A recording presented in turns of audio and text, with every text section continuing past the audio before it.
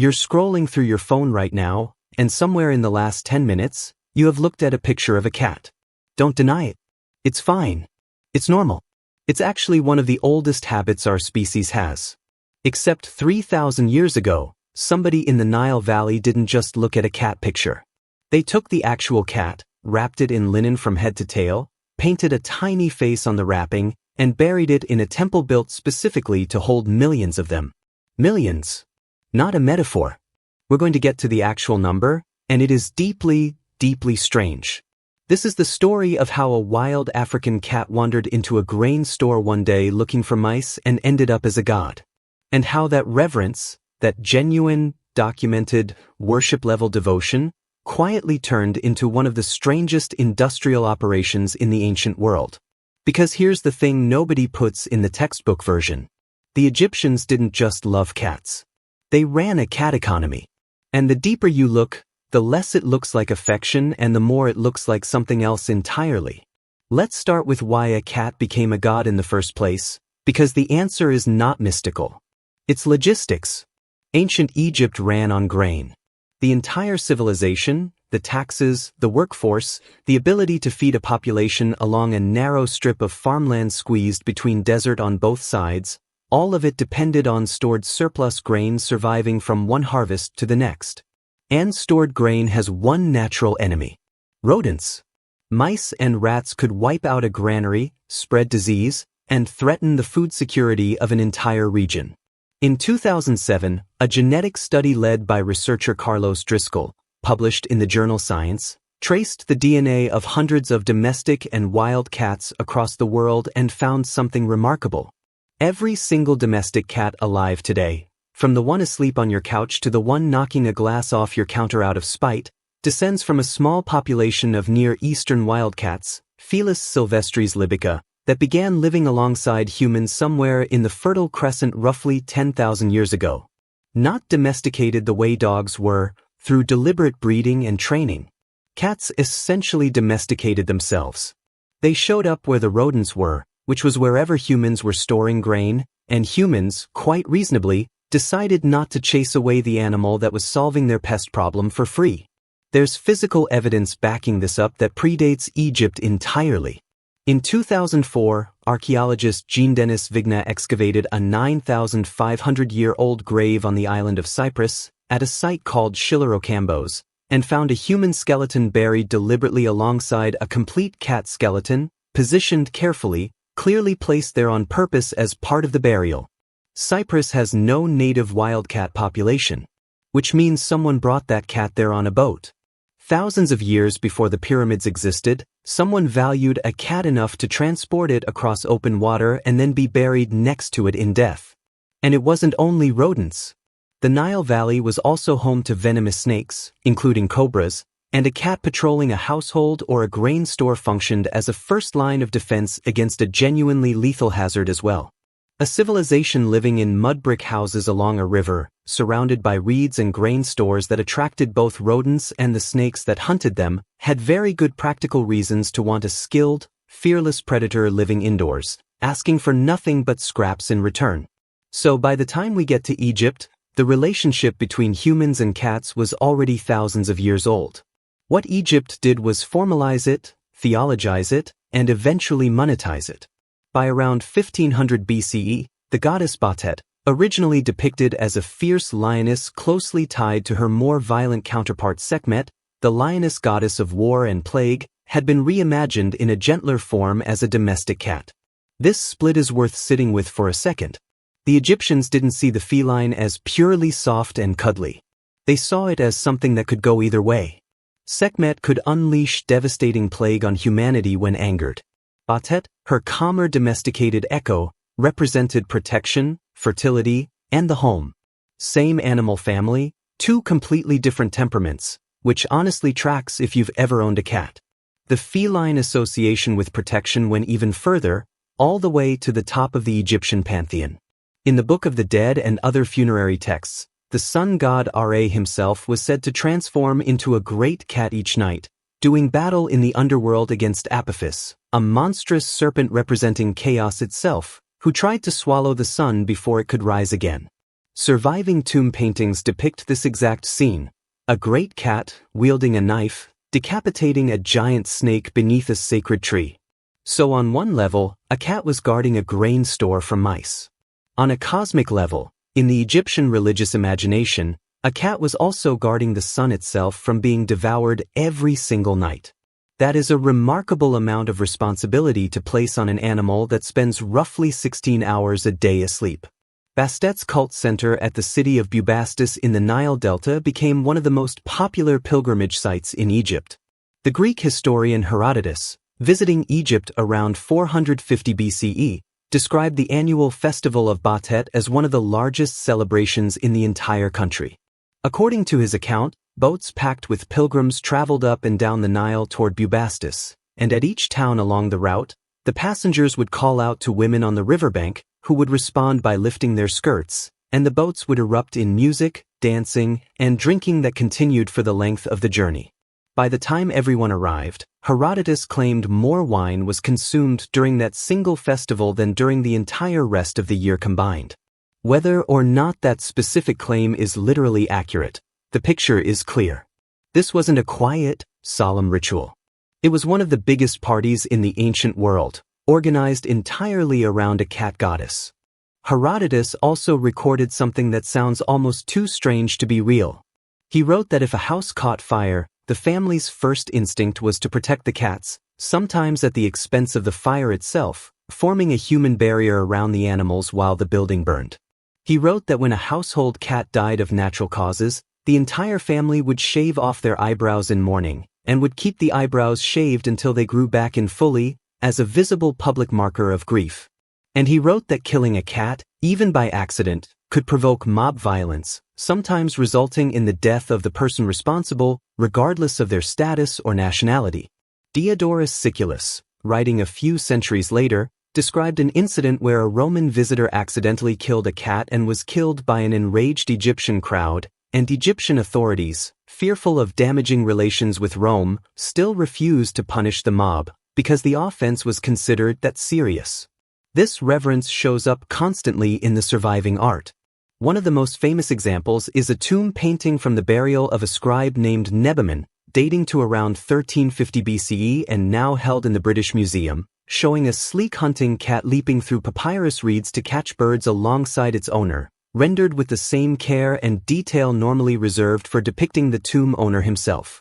Ancient writers also claimed that Egypt actively restricted cats from leaving the country, and that when Egyptian cats turned up abroad, in Phoenician or Greek territory, officials would arrange to buy them back and return them home.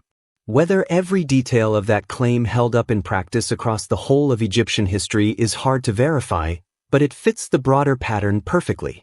This was a civilization that treated the cat less like a pet and more like a national resource. So reverence, obsession, borderline religious terror around harming these animals. That part of the story, the part everyone already half knows, is true. Now here's the question that should be sitting in the back of your mind. If cats were this sacred, why do we have cat mummies at all? Wouldn't a sacred animal just be allowed to live out its life and die naturally, and only then be honored? That question is exactly where this story stops being cute. Before we get to the mummies, it's worth understanding just how enormous the broader animal mummy industry in Egypt actually was, because cats were nowhere near the only species involved, and the scale of the whole operation is almost impossible to overstate. At Saqqara, the necropolis south of modern Cairo, archaeologists have documented underground catacombs built specifically to hold mummified ibises, the birds sacred to the god Thoth. Estimates for the number of ibis mummies in those galleries alone run into the millions, with some researchers proposing a figure as high as 4 million birds interred in that single location. Nearby, a separate set of catacombs at Saqqara was dedicated to Anubis, the jackal-headed god of the dead, and contains an enormous number of mummified dogs. A study led by researcher Paul Nicholson and published in 2015 estimated that catacomb alone once held as many as 8 million dog mummies. Baboons sacred to Thoth, crocodiles sacred to Sobuk, falcons sacred to Horus, all of them were bred, killed, and mummified on a similarly staggering scale. Egypt, it turns out, was running what amounts to a nationwide sacred animal production system, and cats were simply one division of a much larger operation. Which brings us back to the cats specifically, and to a discovery that, once you hear it, is genuinely hard to forget. In 1888, an Egyptian farmer near the village of Beni Hassan was digging in the sand and broke through into an underground gallery. What he found inside was almost incomprehensible. A vast network of tunnels packed floor to ceiling with cat mummies. Not dozens. Not hundreds. Early reports from the site described a wall of mummified cats stacked so densely that walking through the tunnels meant walking on top of them, and estimates from that initial discovery ranged as high as 80,000 individual mummified cats in that single location. Here is the part of the story that is somehow both hilarious and deeply depressing at the same time. Word of the discovery reached England, and a shipment of the mummies, reportedly around 19 tons of them, was sent to Liverpool in 1890 to be auctioned off. And what did Victorian England do with 19 tons of ancient sacred Egyptian cat mummies? A handful of skulls and skeletons were kept for scientific study and for the British Museum. The overwhelming majority of the rest, according to contemporary accounts, was ground down and sold as fertilizer for English farmland. 3,000 years of religious devotion, a cult so intense that people were killed for harming these animals, and the final chapter for tens of thousands of them is a shipping invoice and a bag of plant food spread across a farmer's field in Cheshire. That alone would make a wild story. But the archaeology gets stranger once modern researchers actually examined what was inside the wrappings.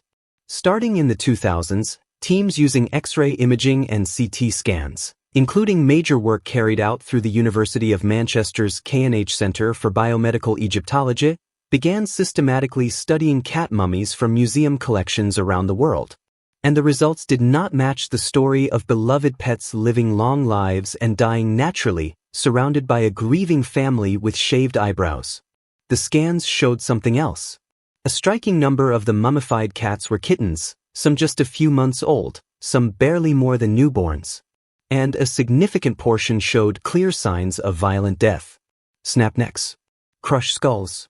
Trauma consistent with deliberate killing at a young age rather than illness or old age.